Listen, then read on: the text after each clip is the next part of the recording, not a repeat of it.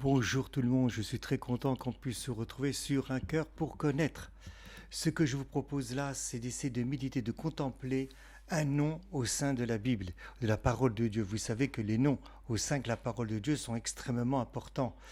Elles possèdent un sens bien spécifique. Ça véhicule, ça transporte un contenu très important, un message, une situation, une vocation. Et là, tout d'abord, je vous propose le nom de Yaakov, le nom de Jacob. Tout d'abord, d'où Jacob vient-il son prénom? Jacob s'appelle ainsi parce que, en sortant du sein maternel, il tenait le talon de son frère. Et c'est pour ça qu'il s'appelle donc Yaakov, Jacob. Le nom de Yaakov en hébreu s'écrit le Yod, pour ceux qui font de l'hébreu, le Aïn, la lettre Aïn, la lettre Kof et la lettre Vet, qui dit Yaakov. Or, lorsqu'on observe ce nom de Yaakov en hébreu, on peut diviser le nom en deux. C'est la particularité aussi de la langue hébraïque. Nous le voyons dans les évangiles, mais de manière inverse. On a pris deux mots pour en faire un seul mot. Exemple, Yeshua, qu'on traduit des fois donc par Jésus, ça veut dire Dieu sauve. Donc vous voyez, on a pris deux mots, Dieu et sauve, et on en a fait un seul mot. Ou bien la même chose, Emmanuel. On en a fait un seul mot, mais en vérité c'est Emmanuel, Dieu avec nous. Donc il y a un mot qui est Dieu et un autre mot qui veut dire avec nous. Et bien Yaakov, ça sera la même chose. Ce sont deux mots qui se composent et qui forment le nom de Yaakov. D'après la lettre Yod, donc la 10e lettre de l'alphabet hébraïque, qui correspond à une lettre du nom de Dieu, du Yod, du He, du Vav et de He, et les trois dernières lettres, c'est Ekev, le talon.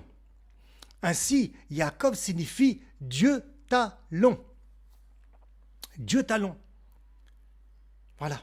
C'est-à-dire que c'est Dieu présent jusqu'au plus intime de notre humanité, à travers ce personnage, ou on pourrait dire incarné à travers ce personnage.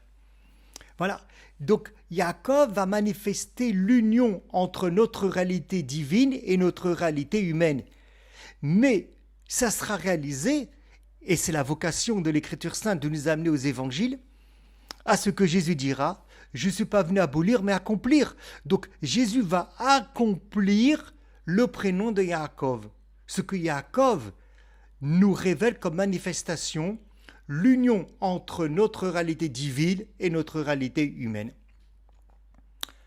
En plus, lorsqu'on voit que Yaakov, comme on l'a dit, c'est Yud et Kev, le Yod, le divin qui va jusqu'au talon, eh bien je vous renvoie véritablement au Verbe de Dieu qui assume notre humanité jusqu'à laver les pieds, les talons des disciples dans Jean 13,1. Dans Jean 13,1. Et dans un regard de la mystique juive, n'oublions pas que Jésus est juif, le nom de Yaakov signifie aussi il sera maître du talon. Il sera maître de la matière. Il sera le maître de notre humanité. Et cela nous renvoie véritablement à la mission du Christ. D'ailleurs, c'est ce que nous dirait aussi Paul, qu'on ne doit plus se comporter en fonction de la chair, en fonction de notre vieille humanité, mais avec le nouvel homme. Ainsi, notre réalité divine permet d'éduquer notre réalité humaine. Et je dirais plus précisément, le Christ en nous, qui est divin, permet d'éduquer, de transformer notre réalité humaine, nos caractères, mais jusqu'au talon. Vous voyez, ce n'est pas de s'extraire de notre réalité humaine. D'ailleurs, on ne serait pas dans le mouvement de l'incarnation. On sera que nous, on va aller vers Dieu. Ce n'est pas du tout ça le projet divin. C'est totalement l'inverse. C'est lui qui vient à nous jusqu'à prendre notre humanité, jusqu'à aller au talon, donc au plus bas de nos caractères, et même encore plus bas, dans nos obscurités, dans notre inconscient total, afin que notre réalité humaine devienne un lieu, un temple, une transformation pour cette présence divine, pour cette présence christique en nous. Jusqu'à manifester que notre corps, jusqu'au talon, devienne véritablement ce temple de Dieu, ce lieu divin. Voilà, si cet enseignement, ce petit partage vous a plu, merci de vous abonner sur Un Cœur pour Connaître.